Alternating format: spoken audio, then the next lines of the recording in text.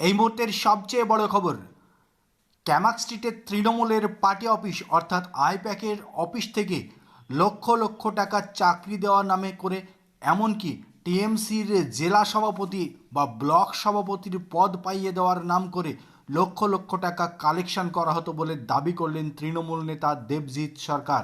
দেবজিৎ সরকার অভিষেক এবং মমতা বন্দ্যোপাধ্যায়ের অন্যতম ঘনিষ্ঠ বৃত্তের নেতৃত্ব। তার দাবি, ক্যামাক স্ট্রিটের অফিস থেকে চাকরি দেওয়ার প্রতিশ্রুতি দিয়ে 18 লক্ষ টাকা করে চাওয়া হতো। যারা অফিসে গিয়ে টাকা দিতেন এবং তাদের বায়োডাটা জমা দিতেন, তাদের কয়েকজনকে চাকরি দেওয়া হতো, কিন্তু অধিকাংশ ক্ষেত্রেই চাকরি দেওয়া হয়নি। সেই সঙ্গে জেলায় জেলায় তৃণমূলের নেতারা প্রাথমিকে এবং স্কুল সার্ভিস কমিশনে চাকরি পাইয়ে দেওয়ার নাম করে 18 থেকে 20 লক্ষ টাকা, কারোর সঙ্গে আবার 14 থেকে 18 লক্ষ টাকা কালেকশন করতেন। সব টাকাই আইপ্যাকের মাধ্যমে ক্যামাক স্ট্রিটের অফিসে জমা হতো। শেষমেশ সেই টাকা কালীঘাটের বাড়িতে পৌঁছতো বলে দাবি দেবজিৎ সরকারের।